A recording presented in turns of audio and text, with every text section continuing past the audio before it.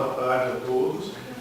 Eu estou aqui para contar um pouquinho dessa colaboração que eu tive com o grupo de cognição e musicologia computacional lá da Universidade de Tessaloniki.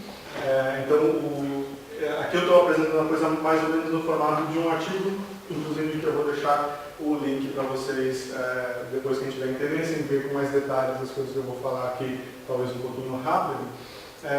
Mas então, Caterina Peninda é uma doutoranda lá do Departamento de Estudos Musicais, eu não sei qual é a melhor tradução para Music Studies, mas lá da Universidade de Tessaloniki. O Roberto Boldo é aluno meu de doutorado na USP, agora está fazendo um sanduíche na Queen Mary, em Londres. O Maximus, nessa época, ele era pós-doc da Universidade de Tessaloniki, agora ele é professor de umas 2 ou 3 instituições na Grécia, ele fica atravessando o país toda semana umas 3 vezes. E o Emílios é professor lá da Universidade de Tessaloniki, coordenador desse grupo de cognição e musicologia computacionais.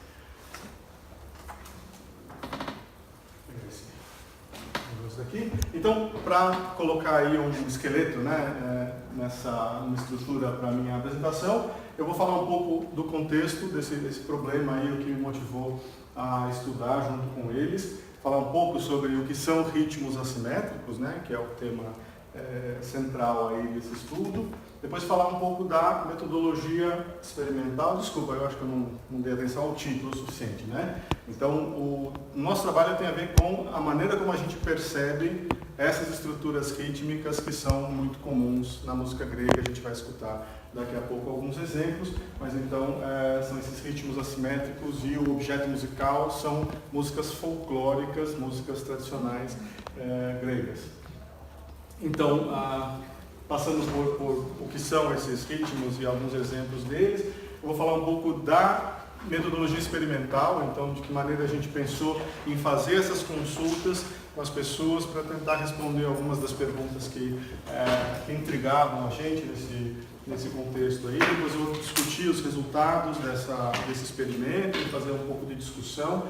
A discussão ela vai um pouco para o lado da análise estatística, mas bastante também para as questões musicológicas que interessavam a gente. E depois apontar um pouco para o que pode vir a partir daí. Então, primeiro falar sobre o que são esses padrões rítmicos que a gente batiza aí, chama de assimétricos, né? Então, são estruturas, configurações. Vocês podem pensar em fórmulas de compasso, se for mais fácil pensar assim, que são muito comuns na Albânia, na Bulgária, na Grécia, na Turquia, no Oriente Médio, nos vários países que aparecem lá, Líbano, Síria. Todo mundo tem algum tipo de tradição folclórica com esse tipo de estrutura. Alguns nomes que aparecem também na literatura e que significam a mesma coisa são métricas aditivas. A ideia é que você vai somando pulsos de tamanho diferente e aí a estrutura acaba sendo o resultado dessa série de somas.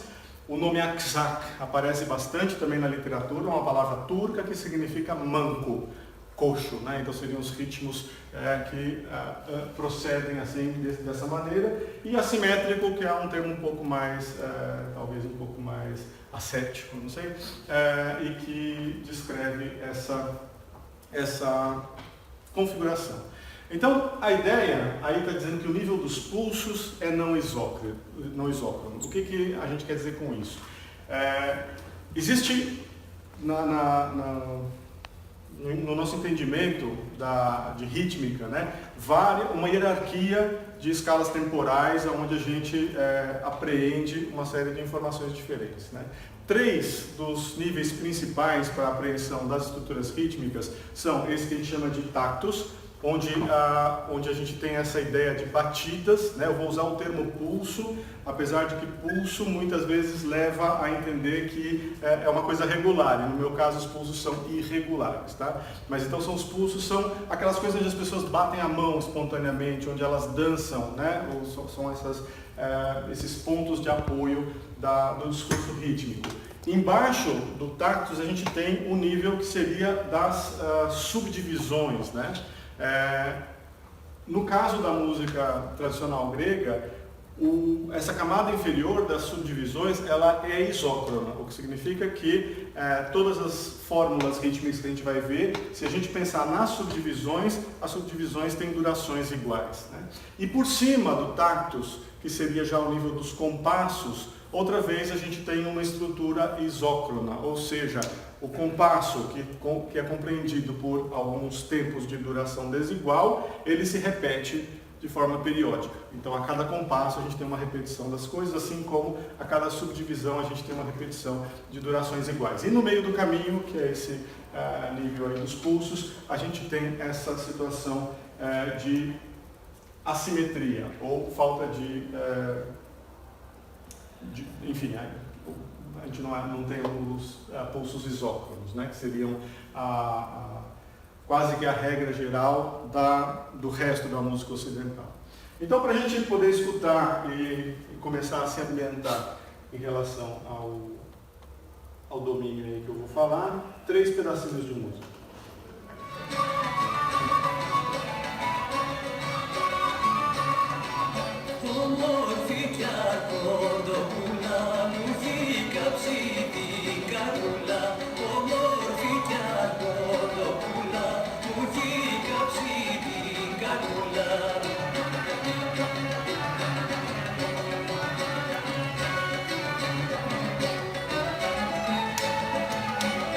Pode pensar aí, como é que vocês receberiam esse dado sonoro, né? Como é que vocês, por exemplo, dançariam essa música aí, né? Ela tem um ritmo bem forte, que é pá, pá, pá, pá, pá, pá, pá, pá, pá. A gente, com a nossa mentalidade muito ocidental, a gente vai encaixar isso dentro de um 5/8, né?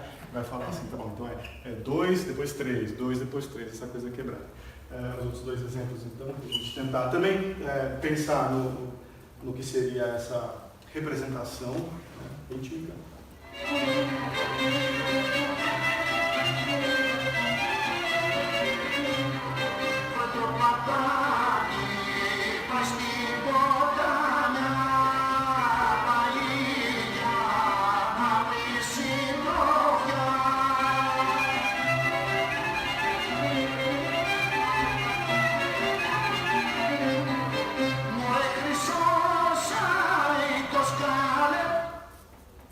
Alguma ideia de como seria essa estrutura?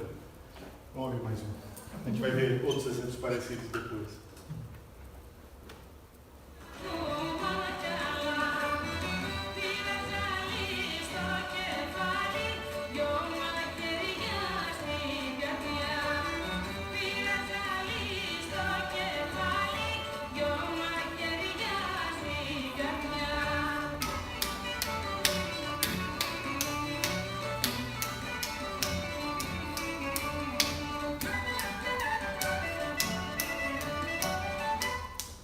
É muito natural, né? A gente entende que essa música é quaternária, só que é um quaternário coxo. O quarto tempo demora mais do que os outros.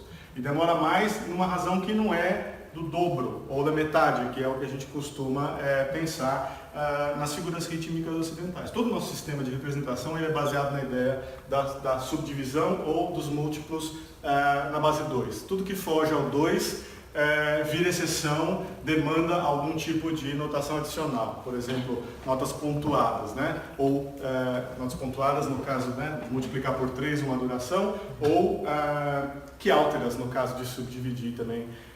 Mas isso tudo para eles assim vem do berço, assim, vem na mamadeira, assim, eles sentem essa música, eles participam dessa cultura desde muito cedo, né? E esse compasso que eu fiz para vocês aqui como um quaternário, a gente escreveria como um 9/8.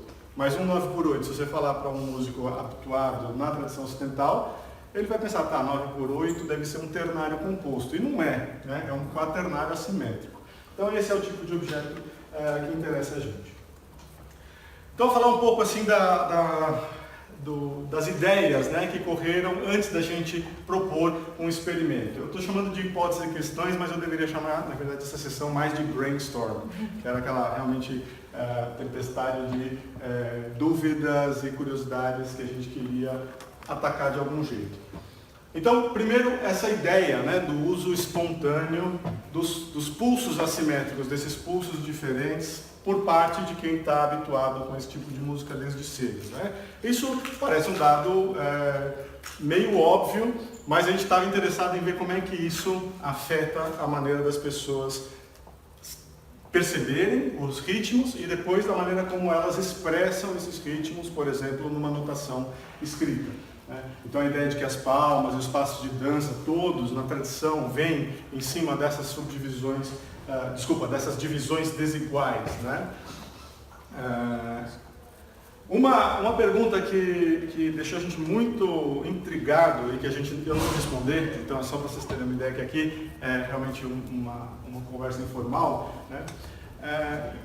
Talvez essas estruturas métricas assimétricas tenham alguma relação com as estruturas de alturas musicais, que em vários contextos também são assimétricos. Por exemplo, a escala diatônica, né, que divide a oitava em 7 passos.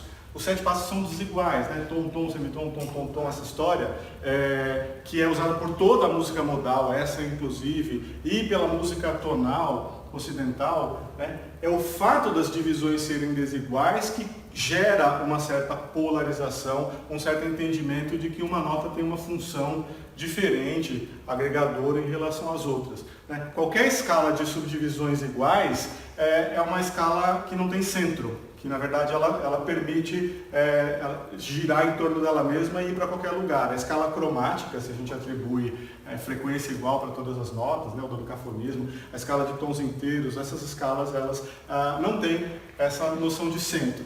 E talvez o centro tenha uma relação com a assimetria da subdivisão dos intervalos. No caso do ritmo, também o fato de alguns pulsos serem terem uma duração maior do que os outros pode ter uma relação também com aquilo que a gente entende como o centro da estrutura rítmica ou a cabeça do compasso, né? Eu não vou responder essa pergunta, isso é só uma das coisas que passou aí pelas discussões.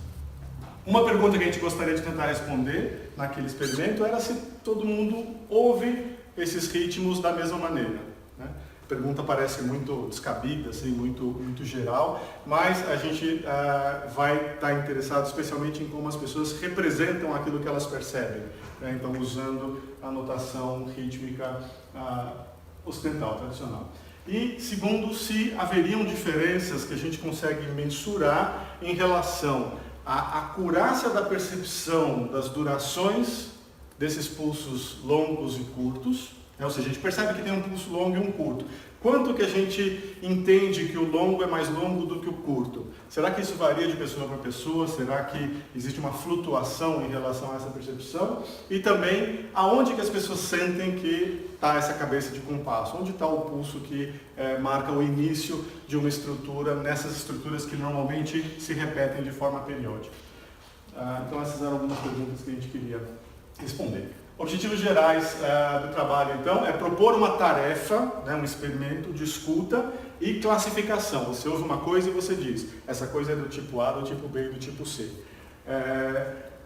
Dirigida a estudantes de música universitários, aqui a questão era um pouco de dificuldade de expressar o tipo de resposta que a gente precisava, inclusive para poder medir essa questão da acurácia, né, acurácia temporal, né, de tempos longos e tempos curtos, sem fazer uso de alguma notação precisa. E no caso a notação rítmica ocidental era uma linguagem precisa o suficiente para a gente poder responder essas perguntas, e quem domina essa linguagem normalmente são os músicos, né?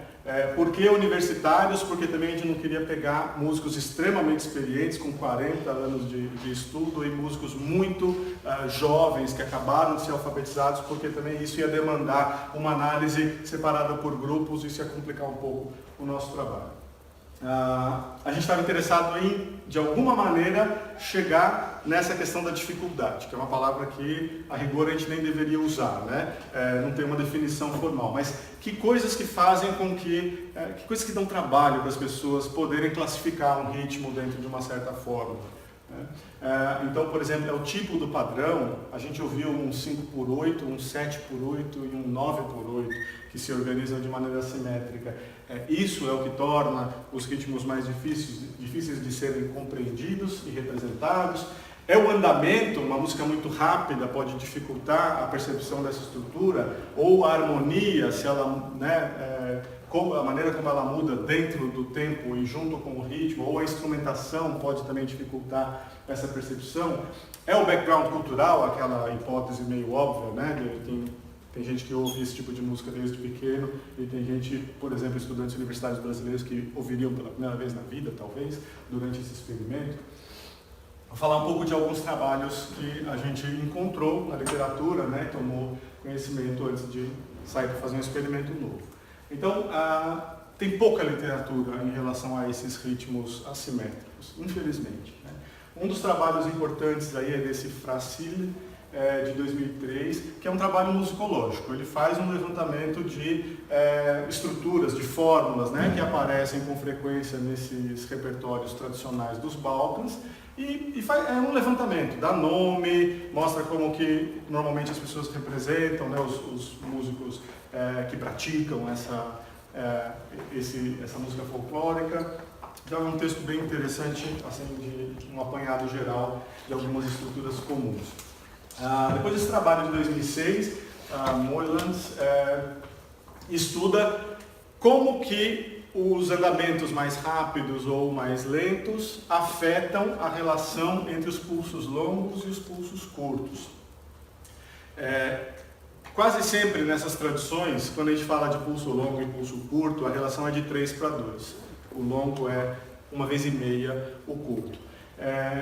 E o Moylands estava interessado em ver isso na prática musical, na performance, através de gravações, e ver se era isso mesmo que acontecia ou se haviam desvios em função do andamento. Então, quem já leu algum trabalho sobre microtiming, por exemplo, né, sabe que isso acontece em todo estilo, né, de música de qualquer país. Aqui no Brasil a gente pega assim, samba, choro, coisa assim, tem um jeito que a gente escreve e tem um jeito que a gente toca. E quando a gente mede sempre tem alguns desvios em relação à teoria e à prática. Então esse é um trabalho mais nesse espírito.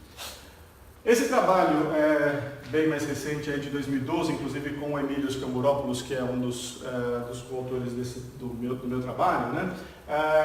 Vai mais na linha de MIR, que é Music Information Retrieval, ou seja, propor algoritmos que pegam uma gravação e tentam inferir automaticamente qual é a fórmula de compasso ou qual é o padrão rítmico que aquela música usa.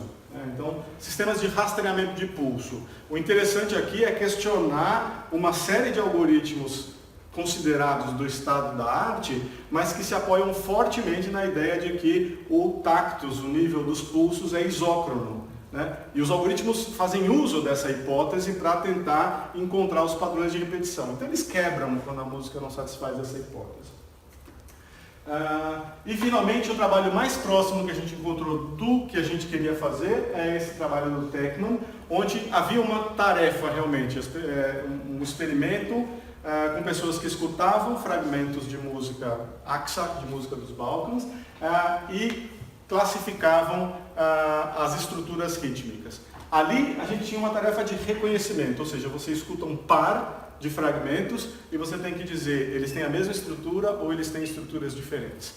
Tá? E ele fez esse tipo de pergunta tanto para músicos quanto para não músicos também. E a ideia era tentar entender um pouco o efeito da familiaridade nesse tipo de tarefa e também que tipo de representação interna as pessoas usariam para esse tipo de estrutura rítmica. Ele acabou o estudo não foi conclusivo do ponto de vista das representações internas, era só uma motivação que acabou não conseguindo ser respondida pelo experimento dele. Então, para contrastar o trabalho que eu vou apresentar com esses que existiam na literatura, a gente vai fazer uma tarefa de identificação. Então, ao invés de ouvir dois e dizer se é igual ou diferente, a gente vai ouvir um e dizer é desse tipo. Né? Vai mapear em um outro espaço de representação, no caso de notação simbólica rítmica. Aqui, então, a gente precisou restringir a participação a músicos que tivessem familiaridade com notação simbólica rítmica e, particularmente, músicos que não fossem se estressar com esse tipo de situação. Né? Ou seja, músicos que estão habituados a fazer exercícios de ditado, solfejo, coisa assim. Então, não seria a dificuldade da manipulação da notação que afetaria os nossos resultados. E finalmente estudar então como que as respostas desse experimento variariam de acordo com estrutura métrica, andamento e familiaridade ou background dos participantes. Falar um pouco sobre esses padrões rítmicos comuns, né, que aparecem com muita frequência na música dos Balkãs. Um exemplo aí que a gente escutou antes, era o exemplo 16, que eu não cheguei a bater aqui com o dedo para vocês, é o Kalamatianos, é uma dança muito conhecida na Grécia, e esse é um exemplo.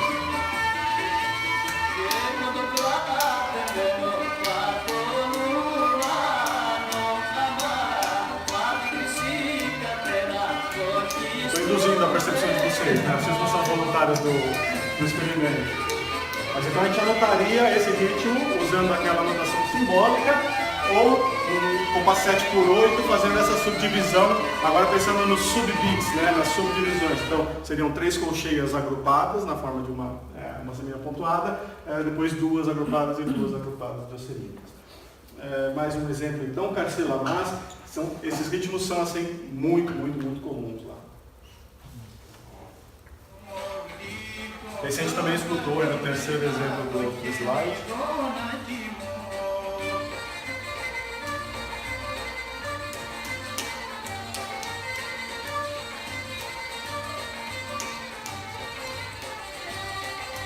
A gente vai chamar isso de 2-2-2-3. Não sei se é óbvio, podia ser 3-2-2-2. Por quê? Por que eu chamo de aquele primeiro curto e não o longo, né? No outro caso, o longo era que trazia, né, a sensação de início do discurso. Esse daqui é um exemplo que eu gosto muito, o Szeno. Eu gosto muito porque a gente consegue escrever ele como 16/8, mas não se enganem, 16/8 não é uma coisa binária, né? É uma junção de um 9/8 com um 7/8.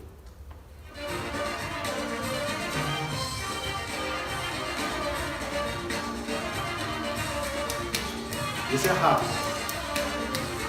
1, 2, 3, 4, 1, 2, 3, 1, 2, 3, 4, 1, 2, 3, 1, 2, 3, 4, 1, 2, 3, 1, 2, 3, 4. Podia pensar um compasso de 9/8 e um compasso de 7/8, né? As pessoas tocam sem se perder e dançam sem se perder também, né? Ou seja, na verdade você não precisa saber de nenhuma teoria dessas para sentir no corpo e participar de uma atividade social que envolve esse tipo de música, né? Às vezes até pensar demais nisso pode atrapalhar, que nem a centopeia quando começa a raciocinar sobre ela, né? Então, eu já antecipei uma das perguntas, né? Por que eu falei que o pulso mais longo no primeiro caso era o primeiro e no segundo exemplo ele era o último, né? Eu não tenho autoridade para falar isso. Será que as pessoas percebem desse jeito? Será que elas percebem de outro jeito?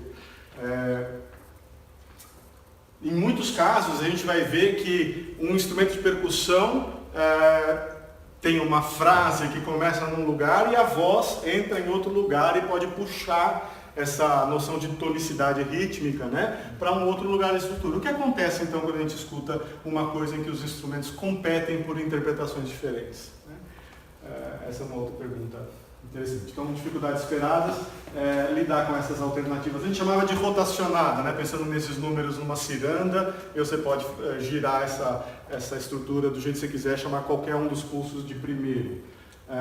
As variações rítmicas, então, por exemplo, o 9/8 que eu mencionei para vocês, que geralmente é um quaternário, ele pode eventualmente ser também um ternário composto, né? 3-3-3. E em algumas músicas essa possibilidade vai ser explorada, vai aparecer. Às vezes vai aparecer como uma quebra de padrão, né? Às vezes ela vai simplesmente jogar com os dois ao mesmo tempo, e um instrumento vai tocar de um jeito e outro instrumento vai tocar do outro. Então isso a gente já imaginava que pudesse ocorrer. Classificações ambíguas, então. Aqui também não é exatamente a mesma coisa, mas o nosso bom e velho 4x4, né, que a gente anotaria aí como 2-2-2-2, pensando em colcheias, né, volta e meia ele aparece como 3-3-2. Esse é um padrão comum para a gente também. A gente insiste em falar que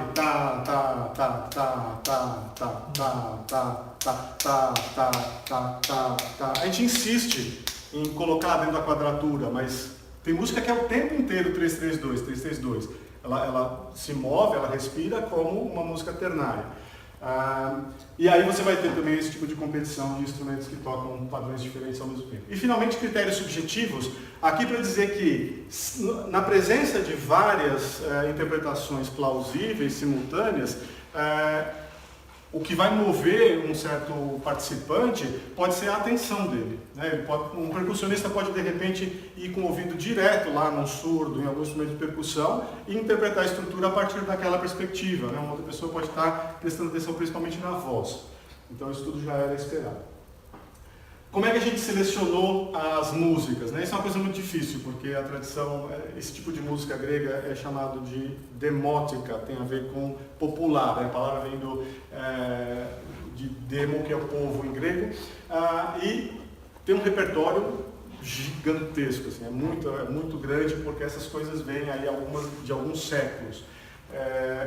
A gente queria montar um certo dataset, né, que fosse plausível de apresentar para cada voluntário, né, e que também apresentasse todas essas possibilidades, né, de estruturas rítmicas de uma maneira balanceada. Então esse foi um dos critérios, tentar ter o mesmo número de exemplos de cada uma das formas de compasso ou de estruturas, exemplos que tivessem rápidos e lentos na mesma estrutura, né, para a gente poder fazer perguntas do tipo, será que esse 7/8 aqui, 3-2-2, ele é, né, mais difícil, rápido ou lento, ou as pessoas têm tal tipo de interpretação diferente? Nesses casos, instrumentações e ornamentações também, isso foi um norte aí na seleção das músicas. A gente acabou restringindo os exemplos que tinham até 4 pulsos em um compasso. Então isso excluiu, por exemplo, aquele pulseno, que é uma estrutura bem difícil de apreender quando você nunca ouviu falar e nunca teve tempo, né, de exposição para entender como ele se subdivide. E, finalmente, a gente pensou que seria importante controlar também o cansaço dos voluntários, então a gente pensou que 15 minutos talvez fosse um tempo limite razoável, e aí a gente pensou, bom, 15 minutos, quantos excertos, que duração, a gente chegou nessa proposta, 30 excertos, né, 30 músicas, cada uma recortada em 30 segundos. Foi um recorte automático, né, para cada música a gente pegou o trecho entre 1 e 1:30 e botou umas rampinhas de fade in, fade out. A ideia é que, como as músicas têm andamentos diferentes, estruturas diferentes, começar em 1 minuto é aleatório, né? Dependendo do andamento, aquilo às vezes vai aparecer no início do compasso, às vezes vai começar no meio, no final, então a gente não iria induzir uma certa leitura, uma certa interpretação por conta do recorte. A gente criou então um dicionário de estruturas métricas, né, usando essas notações 3-2-2 que eu falei para vocês. Então a gente tinha aquelas fórmulas que foram anotadas manualmente para cada fragmento. A gente fala assim, não, isso aqui é um Carcela-Mas, é um 3-2-2-2. A gente anotava assim, né? E normalmente isso tinha respaldo também do próprio texto da música, ou do título, ou algum encarte de CD que garantia isso, e foram verificadas, enfim, por mim, pela Caterina, que é doutoranda trabalhando com esse tipo de ritmo, pelos Emílios, nós fomos os responsáveis, também a culpa é nossa se tiver alguma coisa anotada errada. A gente considerou as cotações todas possíveis, né, porque afinal de contas alguém podia ouvir um 3-2-2 como um 2-2-3, né, a gente não queria excluir essa possibilidade. A gente considerou alterações na relação entre os pulsos longos e curtos, né, então se a gente estava partindo de uma teoria, de uma prática que diz que o pulso longo são 3 colcheias e o curto são 2, alguém podia de repente ouvir aquilo de uma maneira diferente e achar que o pulso longo era o dobro do pulso curto. Isso era uma confusão que já era conhecida na literatura e a gente queria ver se aparecia também. Então a gente criou fórmulas que corresponderiam a esse tipo de desvio, né? De transformar um pulso longo num longo demais, né? Num 4 ao invés de um 3. E a gente chegou então em 27 padrões que as pessoas poderiam escolher. Para cada excerto que elas escutavam, tinha 27 alternativas para ela responder. Então já falei sobre a seleção dos participantes, eu não vou ficar insistindo aqui. Então os músicos que podiam fazer uso desse tipo de notação, mais ou menos homogênea no sentido da experiência musical, né? Apesar de que a gente tinha também um questionário que pegava todos um número razoável de detalhes sobre o perfil dos participantes. A interface do experimento, então, ela foi feita, na verdade foi um experimento web. Né? A gente teve aplicação presencial em várias turmas da Universidade de Tessalonique e também em alguns grupos homogêneos da Universidade de São Paulo, como no som, o próprio grupo de computação musical, os alunos que tinham familiaridade com notação rítmica, mas a gente também deixou esse experimento aberto e espalhou em algumas listas, como do SMIR, do SMC, né? Gente que estava relacionada de alguma maneira com os interesses aí do trabalho. A interface estava em inglês, em grego e em português, né? Para tentar pegar o maior público possível aí levando em consideração os dois polos de pesquisa. A pergunta era bem simples, né? Você ouve um fragmento de 30 segundos e seleciona uma representação rítmica. Aqui é descrito o número de pulso e estrutura, vocês vão ver já a interface, mas assim, primeiro você precisa falar assim, esse é um ternário, e aí depois você abriu o ternário e tinha todos os ternários, simétricos e assimétricos, com pulsos longos demais e longos na medida certa, etc. Cada usuário, cada participante, obviamente, recebeu uma ordenação diferente, né? A gente sabe de efeito de fatiga, coisa assim, não podia correr risco por bobagem, e também a gente sabia que alguns exemplos podiam ser assim, estressantes, difíceis demais. A gente não queria que a pessoa colocasse qualquer bobagem só como uma maneira de continuar no experimento. Então tinha sempre uma alternativa, eu não sei decidir, e muita gente usou dessa possibilidade para passar para frente. Bom, então essa era a interface, né? Ali vocês veem do lado do botão de play, a pessoa escolheu 3 pulsos, né? E aí essas são todas as alternativas ternárias que a pessoa encontraria ali. Ela podia apertar o play quantas vezes ela quisesse. A gente fez uma estimativa assim, se você ouvir uma vez, 37, 30 segundos, ia dar uns 15 minutos, mas a gente tinha ideia de que ia acontecer das pessoas quererem ouvir mais de uma vez. Agora sobre então, a aplicação, né, do experimento e os resultados. A gente ficou durante um mês com essa interface funcionando, ela estava rodando na minha máquina na USP, né, mas ela atendia, enfim, requisições do mundo inteiro. A gente teve participação de 36 estudantes gregos, a maioria da Universidade de Tessalonique, né, mas teve outros também, 12 brasileiros e 8 de outras nacionalidades. Então são 56 participantes que a gente conseguiu juntar. Né. Havia uma questão que era o que é uma resposta válida, né, porque a gente tem uma anotação que a gente chamou de ground truth. E a gente em nenhum momento entendeu que o ground truth era a única resposta correta, né? Então a gente criou uma noção, uma definição formal do que era uma resposta válida, incluindo todas as rotações daquele padrão anotado, né? Ou seja, se eu li num manual que é 3-2-2 e você ouviu 2-2-3, você está certo, e eu quero entender, né, talvez o que levou você a entender que o primeiro tempo estava em outro lugar. Alternativas que tivessem o mesmo número de subdivisões, a gente chamou isso de comprimento colcheia, né? Então, por exemplo, 3-3-2, né, que cabe dentro do 4x4, às vezes também podia ser 4-2-2, né? Isso tem o mesmo número de subdivisões, então a gente considerava válido também, se a anotação era 3-3-2, a pessoa que disse que escutou 4-2-2. Até porque, em alguns exemplos, tinha um instrumento tocando em 4-2-2, por cima daquela, talvez, estrutura mais forte, ou daquele instrumento mais grave, que puxava o ground truth na direção do 3-2-2.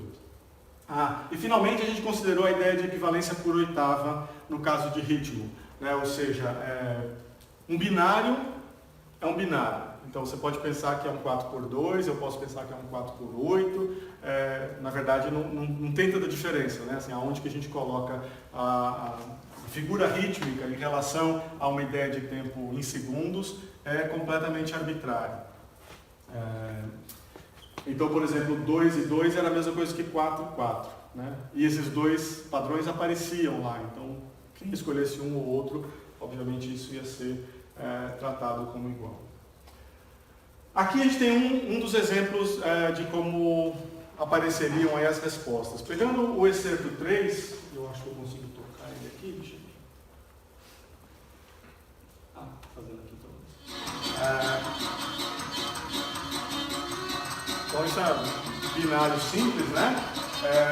A maioria das pessoas, aqui são 47 mais ou menos participantes, escolheram 2 mais 2, né?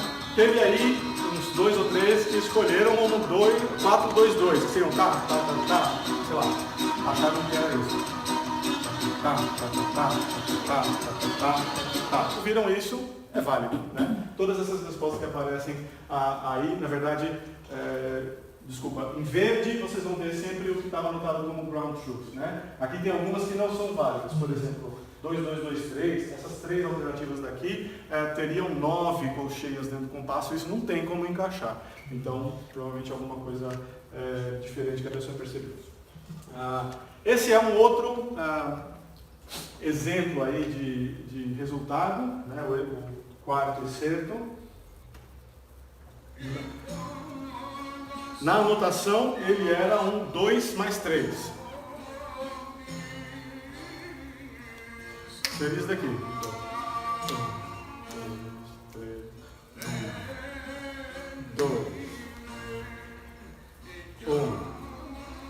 2, 1.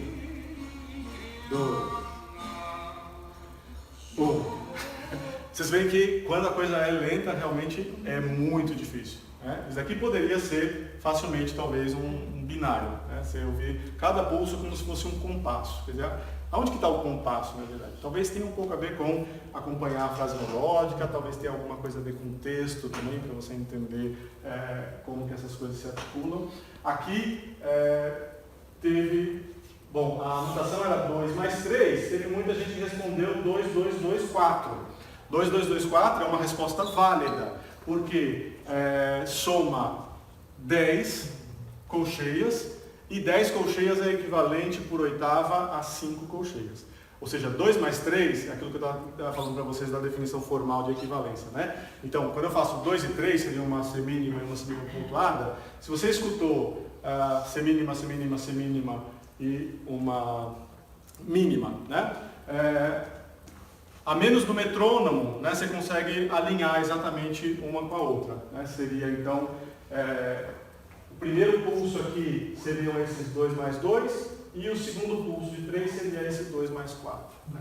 Então isso é válido, é uma interpretação possível. Agora chama atenção aqui que a segunda barrinha mais alta aqui é de null. Null significa não soube responder. Então teve muita gente que desistiu desse excerto. Ele não parece tão desafiador, mas a gente percebeu que as pessoas podiam desistir por muitas razões diferentes. Esse gráfico daqui tem o que a gente chamou de score do participante. Score não é uma palavra muito boa, né? Não é um jogo que as pessoas estão tentando ganhar aqui, mas era mais ou menos a quantidade de excertos para os quais a pessoa deu uma resposta válida, ou seja, alguma alternativa de interpretação que era plausível, que cabia dentro daquela régua de subdivisão. Né? Então, se a gente pega aqui, por exemplo, entre 25, né, dos 30 excertos, a gente teria algo como 7 participantes. 7 participantes que conseguiram dar alguma resposta que fazia sentido, né, válida, para 25, alguma coisa entre 24 e 27 excertos. Né? Aqui o histograma tem largura 3. E esse gráfico aqui, ele não satisfaz um teste de normalidade. A gente percebeu assim, que apesar de que a gente consegue calcular médias e variâncias, a gente pode calcular média e variância de qualquer coisa, né? Mas essa média e variância não reflete muito o que está acontecendo aqui. Tem a distribuição desses números não satisfaz o critério de normalidade. Então a gente foi olhar se a gente separasse entre gregos e não gregos, que era uma das hipóteses originais, né? E quando a gente separa, aqui as barrinhas azuis, é o mesmo gráfico, tá? Ou seja, a altura da barrinha é a quantidade de participantes que produziu aquela quantidade que está no eixo horizontal, por exemplo, aqui entre 15 e 18, respostas válidas dos 30 excertos, né? Foi essa barrinha, aqui a barrinha dos não gregos. E aí essas duas coleções satisfaziam o teste de normalidade. Então, esse era um indício de que fazia sentido considerar os grupos, né? Por mais que a gente acreditasse nisso antes, isso era uma evidência estatística de que fazia sentido separar entre gregos e não gregos. Inclusive a gente vê também as médias, né? E as variâncias, elas têm um comportamento que seria talvez aquele que a nossa intuição proporia, né? Scores mais altos para os gregos, eles conseguem dar respostas válidas para uma quantidade maior de excertos, e variância menor, né? O que significa que eles divergem menos de opinião uns com os outros do que os não gregos. Isso aqui eu já falei. Então, chamou muito a atenção da gente, especialmente do Emílio. Ele falou assim, eu não me conformo. Meus alunos não conseguem dar respostas válidas para esses exemplos. A gente esperava que a tarefa fosse assim, piece of cake para os gregos. E a gente viu que não era. Realmente tinha alguns excertos muito desafiadores. Aqueles casos em que, por exemplo, as pessoas desistiam de opinar, né? Aconteceram com alguma frequência. Mas a gente observou que, no geral, vale essa relação de ordem, né? Os scores dos gregos são, de fato, maiores do que os dos não gregos, com um nível de significância bastante expressivo. E a gente foi olhar as exceções, né? Interessa bastante a gente ver aquilo que foge ao padrão ou que foge às nossas hipóteses iniciais. O excerto número 1 era um dos que...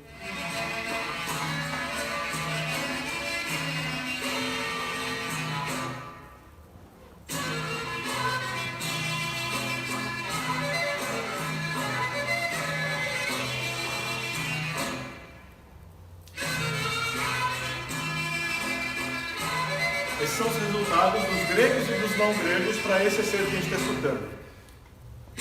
Na notação, ele era um binário. 1, 2, 1, 2, simples, né? No entanto, os gregos, que são o gráfico da esquerda, venceu o não sei opinar. Essa música não parece do outro mundo. Mas, uma hipótese para explicar esse fato aí é que os gregos estão tão habituados com estruturas complexas e com organizações fraseológicas que às vezes abarcam um número muito, assim, um espaço temporal muito alto, que eles ficaram ouvindo esse binário como se fossem as subdivisões. E eles estavam buscando alguma coisa, um arco maior, talvez de vários segundos, para ver aonde estava a pegadinha. Possivelmente eles pensavam que era uma pegadinha, né? E isso então causou essa quantidade aí de desistências. Se bem que os não gregos também teve um número razoável, foram 5, né? Não dá para ler direito, 5 que desistiram dos não gregos, e dos gregos foram 11 daqueles 36. Né? Bom, esse gráfico daqui traz agora por excerto, separadamente, para cada música, né, quantas pessoas deram uma resposta válida para aquele excerto. A gente queria ver assim, qual era a dificuldade relativa dos excertos, né, e aqui também separado entre gregos e não gregos. Então, o eixo vertical agora é porcentagem de respostas válidas, ou seja, para esse excerto, se eu considerar a população grega, por exemplo, excerto número 10. Então, 80 e poucos % dos gregos deram uma resposta válida para o excerto número 10, ao passo que apenas 60% dos não gregos produziram uma resposta válida para ele. E a gente tem então as médias e variâncias para isso daí. A gente consegue ver que existe uma variação muito grande, né,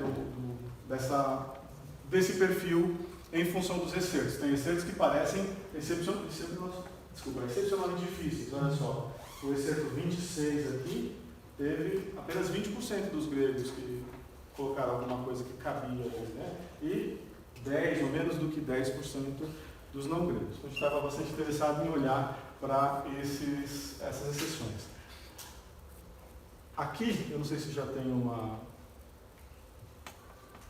não, acho que aqui não tem ainda a discussão, mas quando a gente considera os valores, né, dos percentuais de respostas válidas dos gregos e dos não gregos de forma pareada, então a gente consegue testar, por exemplo, a hipótese de que os percentuais dos gregos são sempre maiores do que os não gregos, né? E nesse caso aconteceu com um nível de significância razoável.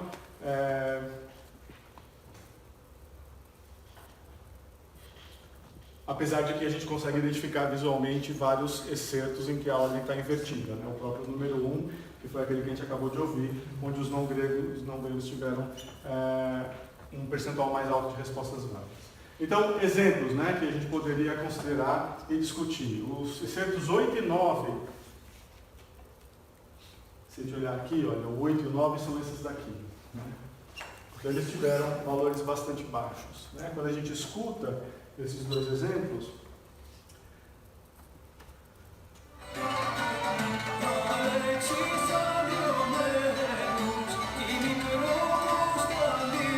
todo mundo escuta o binário?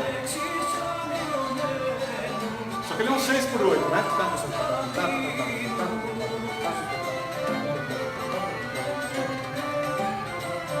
Se alguém vai e marca 2 mais 2, é porque não está compreendendo a subdivisão de cada pulso, né? E aconteceu bastante, né, desse tipo de resposta. Então, um problema da percepção aí da subdivisão, né?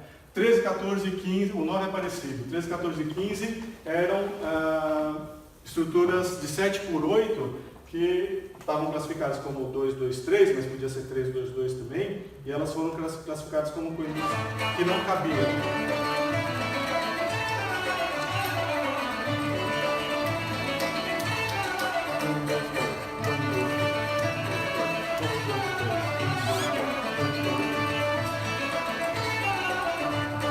Esse exemplo daqui é exatamente aquilo que interessava a gente ver se alguém apostaria, né? Que seria um ta-ta-ta, ta-ta-ta, ta-ta-ta, ta-ta-ta.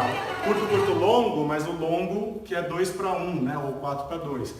E isso de fato acontecia, corroborando a nossa ideia de que havia diferenças de acurácia na percepção da relação entre longos e curtos nesses casos. O exemplo 20, que era, enfim, um 8 por 8, né, mas separado como 2, 3, 3, foi a peça que mais gente desistiu de avaliar.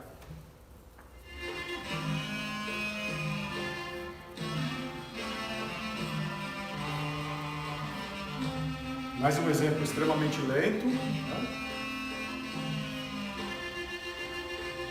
E esse 2, 3, 3, na verdade, só aparece quando a gente considera... Mas aqui, por exemplo, é a subdivisão.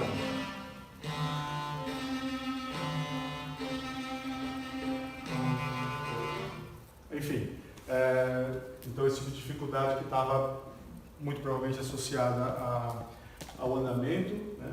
E outros casos aqui com valores muito baixos de scores válidos, que eram os últimos.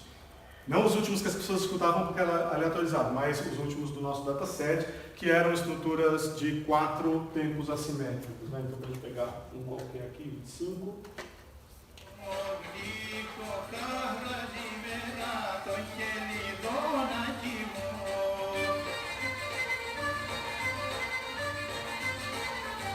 Esse é um 2, 2, 2, 3, né? Então, esse especialmente para os não gregos deixou o score bastante baixo. Bom, quando toca aí, eu vou mostrar esse outro gráfico daqui, que são a contagem de vezes que as pessoas apertaram o botão play. A gente pensou que isso poderia dar alguma informação útil em relação à dificuldade que as pessoas perceberam em classificar, né? Preciso ouvir mais vezes porque eu não tenho certeza da classificação.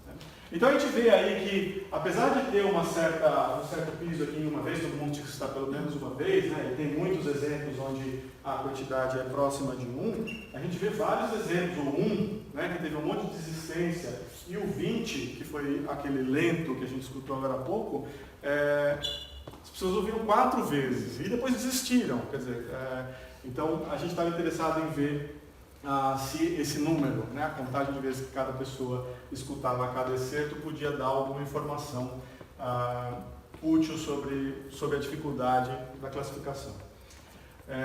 Então, o que a gente percebeu aí é que não tem muita diferença entre gregos e não gregos. Não é só por causa da média 1,6, que é igual e a variância é muito próxima, mas porque o nível de significância realmente não permite supor que os dados vieram de 2 populações diferentes, né? Então, basicamente, os gregos e não gregos têm a mesma tendência a escutar mais vezes determinados excertos do que outros, né?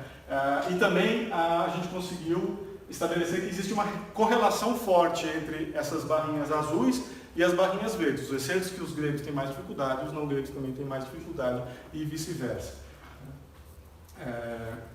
Outra coisa que a gente mediu foi o tempo de resposta, ou seja, a pessoa entrou na página, apertou o play, até ela fazer a seleção e ir para o próximo excerto, esse tempo em segundos para a gente é valioso. Ele tem alguma relação com o tempo da escuta, obviamente, você apertou o play, demora 30 segundos você ouvindo, mas também tem o tempo de pensar e decidir, escolher, etc.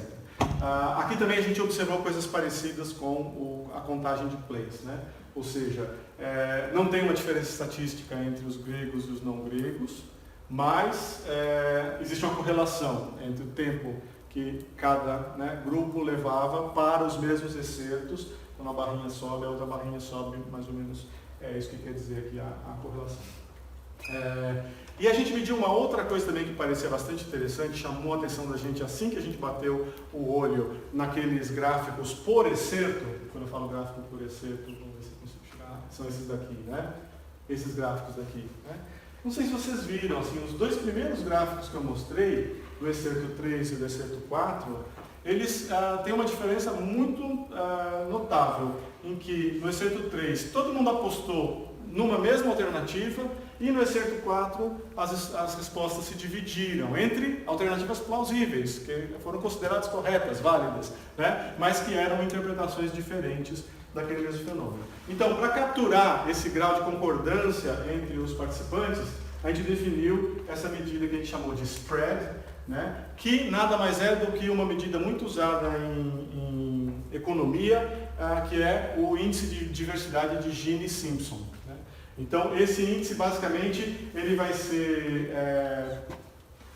próximo de zero quando as respostas estiverem todas concentradas numa única alternativa, e próximo de 1 quando a distribuição das respostas estiver quase uniforme. Né? Então é um índice de concentração.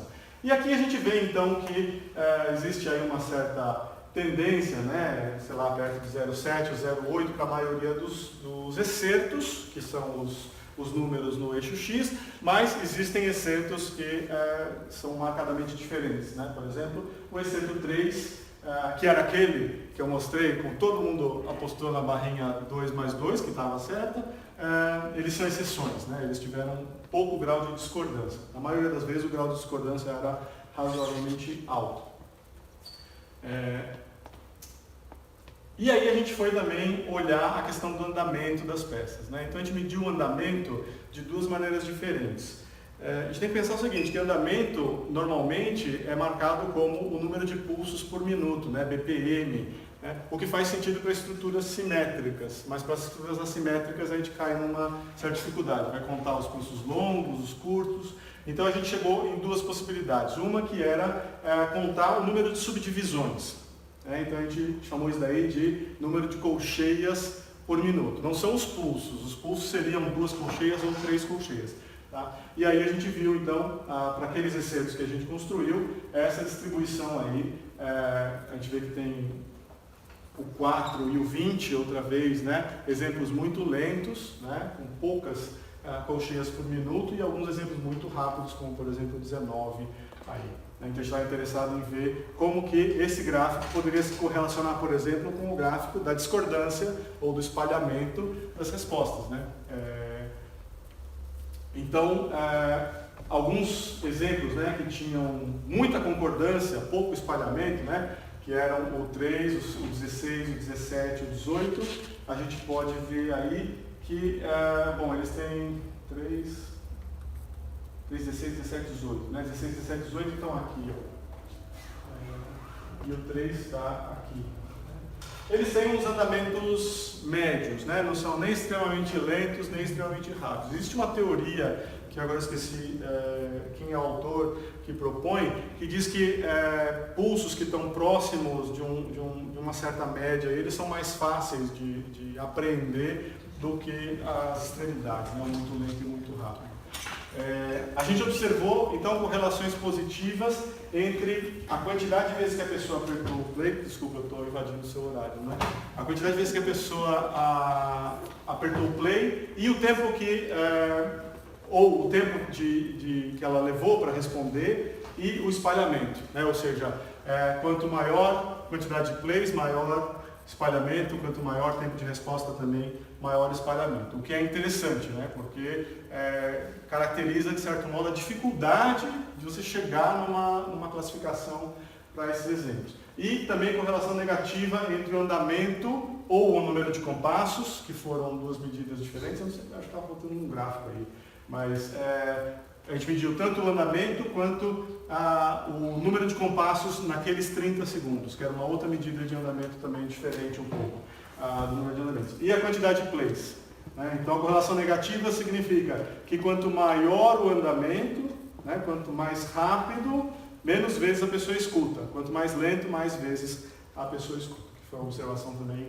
interessante. Então, para resumir aí, também para tentar acabar aqui, a gente confirmou alguma coisa que era mais ou menos intuitiva, que os gregos têm uma certa vantagem para produzir essas respostas válidas, mas a gente observou também que, mesmo entre os gregos, os scores para esse tipo de tarefa eram muitas vezes médios e baixos, né? O que quer dizer que o problema de fazer essa representação ou essa transcrição não é fácil. A gente discutiu um pouco essa questão da dificuldade através das medidas de tempo de resposta e número de vezes que a pessoa escuta, né? Em relação às várias estruturas. Isso no artigo está mais detalhado, eu não consegui apresentar aqui tanto. E a gente propôs aí, isso daí a gente não encontrou na literatura, né, esses 3 primeiros marcadores ou indícios para estudar a dificuldade dessa tarefa, né, que é a quantidade de vezes que a pessoa precisa escutar, o tempo que ela demora para responder e o grau de discordância numa população mais ou menos homogênea. Né, e finalmente a dificuldade em relação ao andamento também que a gente estudou, considerando essas medidas de número de colcheias por minuto e de número de compassos por minuto, né? Dado que os compassos são formados por unidades heterogêneas. Falta muita coisa ainda por fazer, né? A gente continuou trabalhando depois da apresentação desse artigo há algum tempo. A Caterina eventualmente mudou de tema de doutorado, então agora ela não está mais trabalhando nisso. Mas a gente tem lá a gente considera que a gente tem muita coisa ainda para desenterrar daquelas mesmas respostas, né? Fazer análises mais aprofundadas, explorar essa questão das estruturas simétricas e assimétricas, né? Que a gente fez uma análise mais por excerto, né? E não chegou a agrupar os excertos dessa maneira, né? E estudar também a questão da razão longo-curto, que são aqueles erros do tipo marcar como 4-2-2, alguma coisa que devia ser 3-2-2. Estudar as variações individuais também, tentar propor hipóteses, mesmo que sejam musicológicas, né, para certas tendências individuais de rotulação e a gente pensava também pensa ainda em fazer novos experimentos e talvez adquirir outros dados. A questão mais difícil para a gente dá para fazer esse tipo de pesquisa com não músicos ou com músicos amadores que não dominam uma notação precisa, rítmica. Existe uma linha de estudo assim, de padrões rítmicos que simplifica tudo para longo e curto, sem entrar no mérito quantitativo do quão longo é um longo em relação ao curto, né? Isso não permite, por exemplo, perceber que a pessoa identificou um 3-2-2 que é diferente de um 4-2-2, mas poderia permitir outros tipos de análise, né? Reduzir os ritmos a longo, curto, curto é parecido com reduzir contornos melódicos a subiu, desceu, alguma coisa assim, né? Tem muita coisa interessante que se faz com esse tipo de notação e ela abre a possibilidade também de incluir outros tipos de participantes. Finalmente, então, ali a gente tem um link. Eu vou deixar esse PDF com a Patrícia, acho que ela vai publicar em algum lugar, então depois vocês podem também, se quiser, pegar nesses links, né, do artigo que a gente publicou no ano passado, nesse workshop de análise de música folclórica, Folk Music Analysis, que foi em Thessaloniki, e os links aí dos nossos 2 grupos, do grupo da USP e do grupo da Grécia. Obrigado, gente.